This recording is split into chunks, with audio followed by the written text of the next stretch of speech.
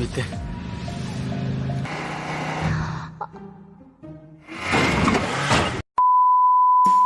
Halo semua, bertemu lagi dengan aku Riko Angga. Bagaimana kabar kalian semua?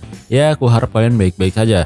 Oke, pada video kali ini aku akan menceritakan alur cerita dari film My Wife is Gangster 3. Film ini rilis di tahun 2006. Film ini merupakan lanjutan dari dua film sebelumnya, yakni My Wife is Gangster 1 di 2001 dan My Wife is Gangster 2 di 2003 yang diperankan oleh Shin Eun Keong. Namun di film ini hadir dalam cerita yang baru yang tidak ada hubungannya dengan yang sebelumnya, serta pemain baru yakni aktris seksi Hong Kong Shuki. Shuki berperan sebagai peranakan Chinese Korea dari bos mafia Hong Kong yang bernama Lim Aryong. Aryong yang alih bermain pedang dituduh membunuh bos mafia besar lainnya, dan kemudian Aryong harus disembunyikan ke Korea karena nyawanya menjadi incaran mafia di Hong Kong. Jadi penasaran dengan kelanjutan alur ceritanya? Mari kita simak video ini sampai habis.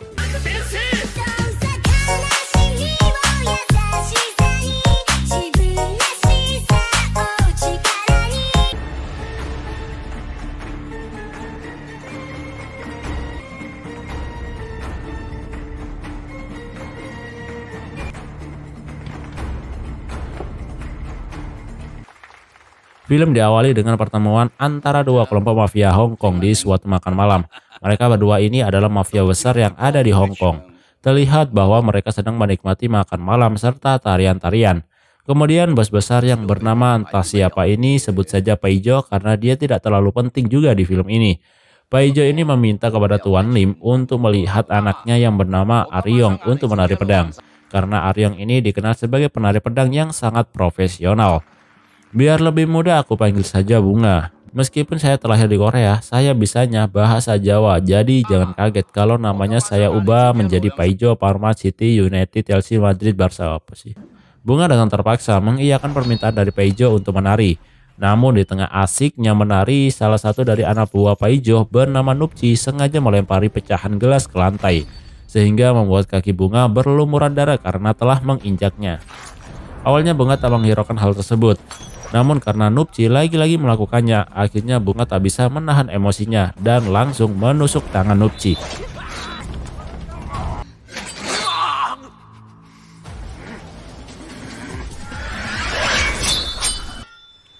Kemudian diperlihatkan bahwa bos besar Paijo sedang ingin mencukur rambutnya. Tiba-tiba terlihat ada seorang wanita masuk ke dalam barber tersebut. Anak buah Paijo yang mengawasi dari luar membiarkan wanita itu masuk. Dan ternyata wanita itu telah membunuh bos Paijo. Sedangkan anak buahnya yang hanya bisa diam membiarkan wanita itu. Dari kejadian ini secara otomatis tangan kanan Paijo bernama Jo Guchong, panggil saja Kucong, dia akan menjadi pengganti bos mafia tersebut. Dan dia juga mengatakan kepada keluarga Paijo bahwa putri dari Tuan Lim yakni Bunga yang menjadi pembunuh tersebut. Maka dari itu mereka akan membalaskan dendamnya kepada Bunga. Karena mendengar rumor bahwa Bunga terlibat atas kejadian tersebut, maka Tuan Lim sengaja mengirim Bunga ke luar negeri untuk keselamatannya dari geng Black Dragon yang sekarang sedang mengincarnya. Bunga pun akan dikirim ke Amerika Serikat, namun Bunga menolaknya. Dia akan pergi sesuai dengan kemauannya sendiri. Kemudian kita akan diperlihatkan bos mafia Korea sedang menyuruh bawahannya, yakni orang yang mirip Sasuke. Ada kemarin di My Wife is Gangster 2 ada Danjo. Sekarang di seri ketiganya muncul Sasuke. Kayaknya sutradaranya ini dari klan berbeda deh.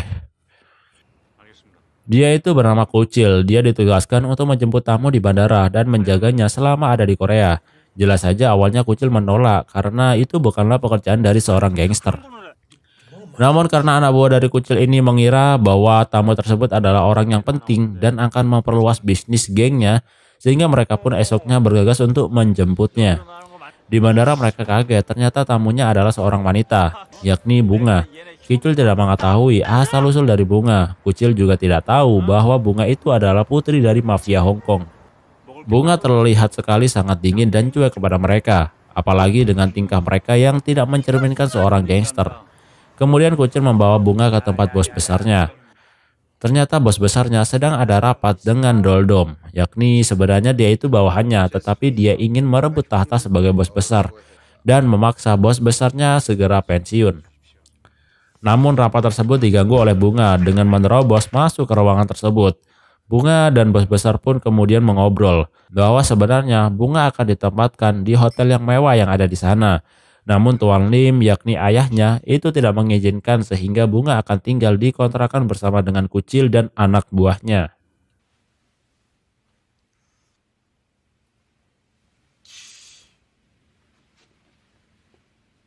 Anak buah Kucil menganggap Bunga ini tidak sopan kepada bosnya, yakni Kucil, karena sifat dinginnya dan suka menyuruh-nyuruh.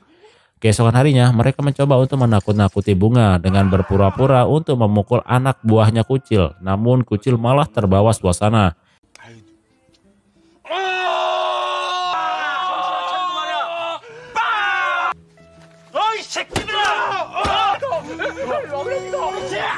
Tetapi hal itu tidak membuat Bunga takut karena Bunga mengetahui bahwa mereka hanya berakting.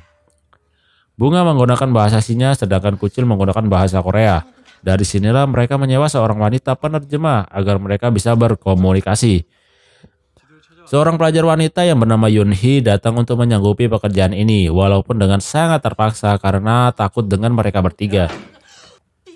Namun kenyataannya Yun Hee tidak menerjemahkannya dengan baik. Yun Hee selalu menerjemahkan perkataan kasar yang dilontarkan oleh Bunga dengan diganti menjadi halus. Alasan dia melakukan hal itu karena dia tidak ingin membuat Kucil dan lainnya marah. Kemudian Bunga meminta bantuan untuk mencarikan wanita yang ada di foto tersebut. Dan dia juga bilang kalau tidak menemukannya maka mereka akan dibunuh. Namun lagi-lagi Yun Hee takut mengatakannya sehingga ia mengganti terjemahannya menjadi aku akan membayar mahal jika mereka menemukannya. Sontak hal itu membuat Kucil senang. Tidak hanya itu, Yun Hee juga dipaksa masak di rumah tersebut. Karena takut dengan paksaan tersebut, ia pun melakukannya.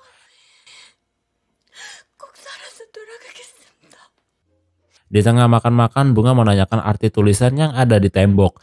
Dan ia pun tertawa mendengar ketika mengetahui artinya.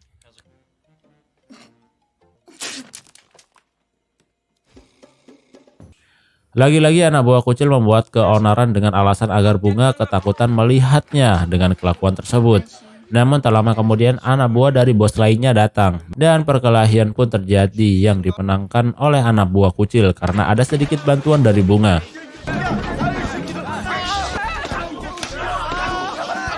Di saat makan malam mereka didatangi oleh geng lain yang untuk membalaskan perkelahian tadi. Kebetulan Kucil dan satu anak buahnya sedang ada di kamar mandi, sehingga mereka tidak tahu kalau geng tersebut telah dibantai oleh Bunga sendirian. Sedangkan Domi yang melihatnya pun kaget, begitu juga dengan Yun Hee. Dari kejadian ini, Domi mencoba untuk menceritakan bahwa Bunga telah menghajar para geng tadi, tapi Kucil tidak mempercayainya dan menganggap Domi sedang mabuk. Pembantaian tadi malam membuat Donlom emosi kepada Kucil, karena anak buahnya tidak mengatakan bahwa dirinya dihajar oleh seorang wanita karena malu, sehingga mereka mengaku bahwa ini adalah perbuatan dari Kucil. Di sisi lain terlihat bahwa wanita di foto tersebut adalah ibunya Bunga. Mereka pun mencoba untuk meminta bantuan kepada detektif Lim. Sedangkan sikap Domi sekarang sudah berubah, dia menjadi sangat ketakutan berada di dekat Bunga. Berbeda dengan Yun Hee yang malah berubah 180 derajat yang awalnya ketakutan sekarang menjadi sering mengejek mereka karena Yun Hee merasa aman ada di dekat Bunga.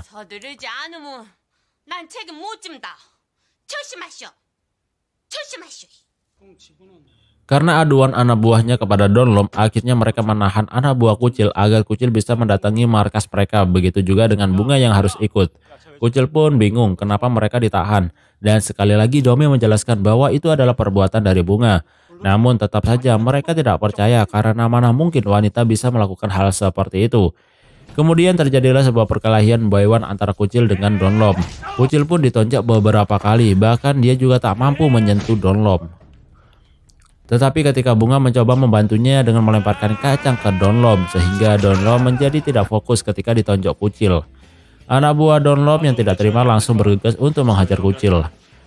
Bunga yang sudah tidak tahan akhirnya melihatkan bela dirinya dengan menghajar mereka semua dengan mudah.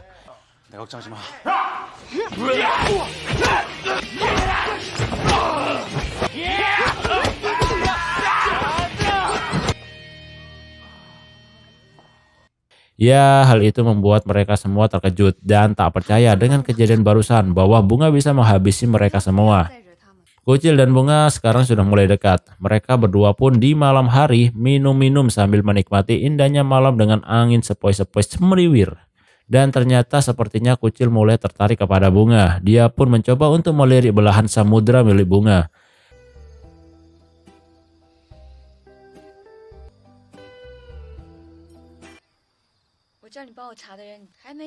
Ya, karena mereka berdua tak saling mengerti dengan omongan masing-masing, akhirnya mereka pun berdebat. Padahal mereka sedang membicarakan sesuatu yang berbeda. Keesokan harinya Kucil ini dipanggil ke markas bos besarnya. Tanpa ia ketahui, ternyata di sana juga ada bos-bos di atas Kucil yang berkumpul. Jadi di dalam gangster mereka itu ada beberapa bos, di mana bos-bos di sana itu mempunyai tingkatan. Dan Kucil adalah bos dengan tingkatan paling rendah. Karena kejadian pembantaian tadi malam, bos besar pun merasa senang bahwa Donom akhirnya tidak bisa lagi ikut campur dalam bisnisnya. Karena merasa puas dengan pekerjaan Kucil tadi malam yang dianggap telah membantai Donlom, akhirnya bos besar pun mengangkat Kucil menjadi bos tertinggi sebagai tangan kanan bos besarnya.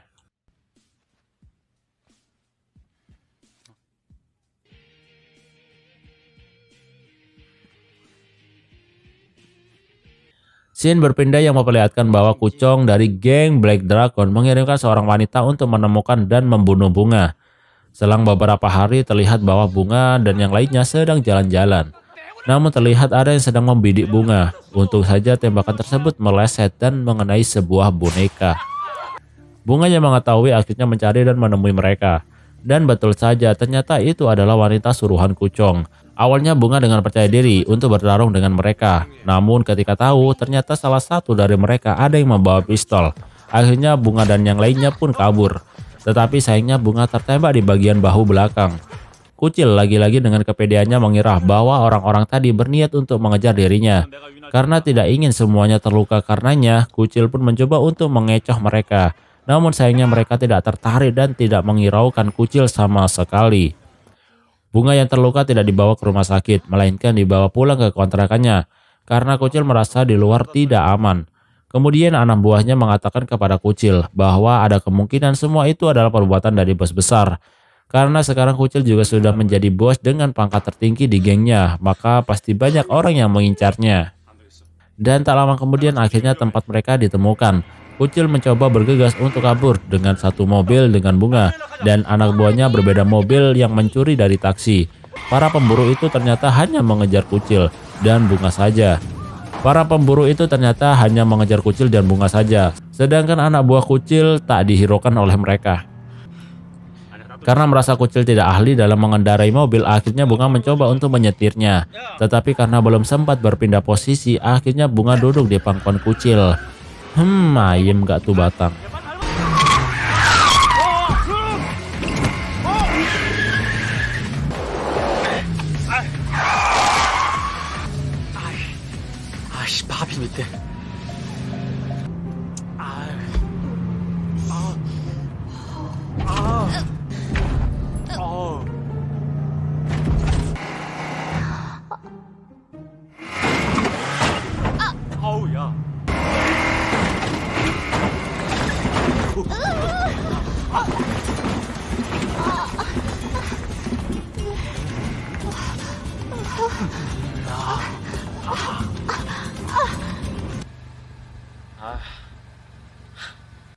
Setelah berhasil kabur, Kucil membawa Bunga ke suatu desa, di mana desa tersebut adalah tempat Kucil tinggal bersama orang tuanya.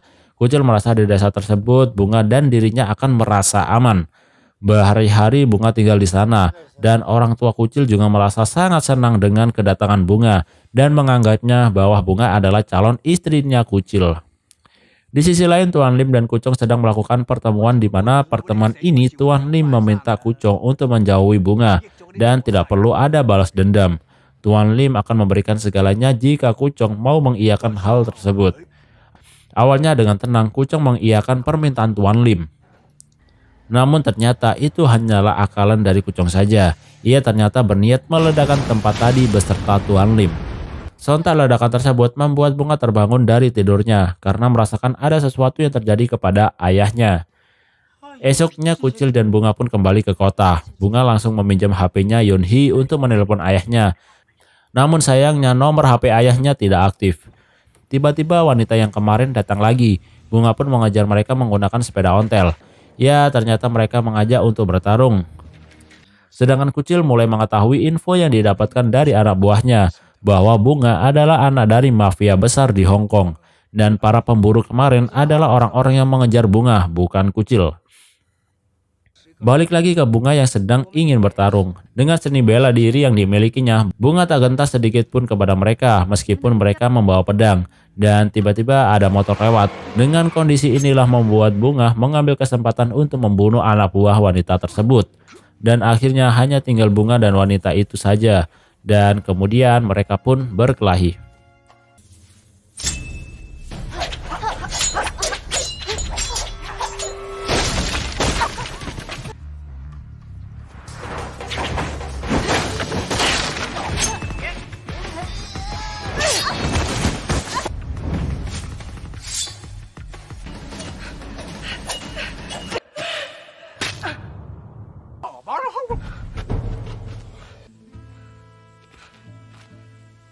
Singkat cerita, Bunga pun menang melawan wanita tersebut dan kematiannya juga diketahui oleh Kucil dan yang lainnya. Keesokan harinya Kucil membawa ke suatu tempat, di mana tempat tersebut adalah tempat wanita yang Bunga cari, yakni ibunya. Setelah mengetahui dan melihat ibunya, ternyata dia sudah menikah lagi dan sudah mempunyai anak, di mana nama anaknya ini juga sama dengan nama Bunga, yakni Aryong. Hal itu membuat Bunga sakit hati karena tujuan sebenarnya dia memilih ke Korea adalah untuk menemui ibunya. Namun sayangnya semua tak sesuai ekspektasi.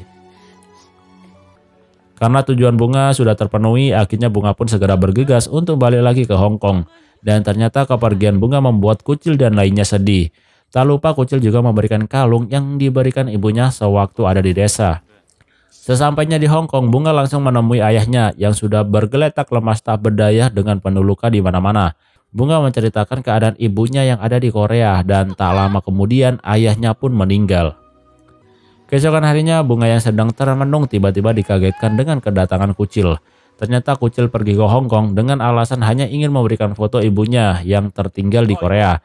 Dan kemudian Bunga pun mencium Kucil.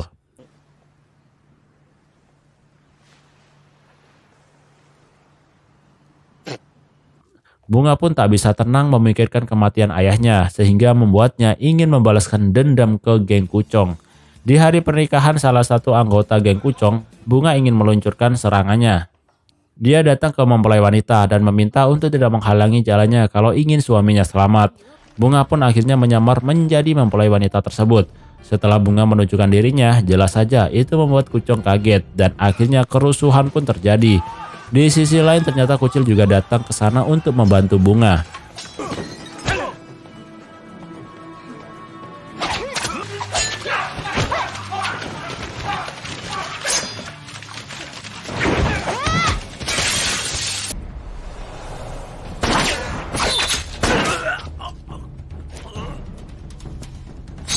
Kucil yang telah berhasil kabur, akhirnya Bunga pun telah menemukannya. Dan dari sinilah Bunga akan membunuh Kucong. Namun ternyata Kucong tidak hanya membawa pedang, tetapi juga membawa pistol. Bunga pun akhirnya terpojokan. Namun untungnya tiba-tiba ada kedatangan Kucil. Ia ternyata hanya ingin memberikan kalung yang ia tinggalkan di meja. Kemudian Kucil pun tertembak dan terjatuh dari atas gedung tersebut. Singkat cerita, Bunga pun menang melawan Kucong dengan menebasnya di perutnya.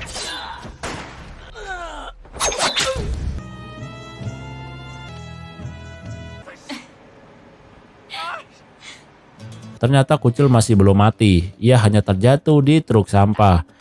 Semua kasus-kasus pun sudah terselesaikan.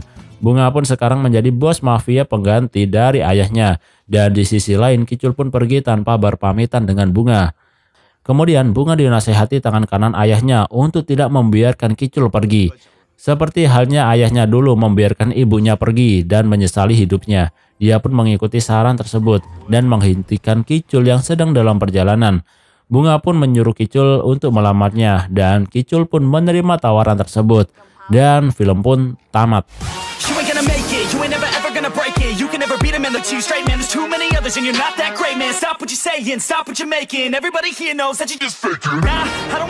Oke, pembahasan singkat dari film ini.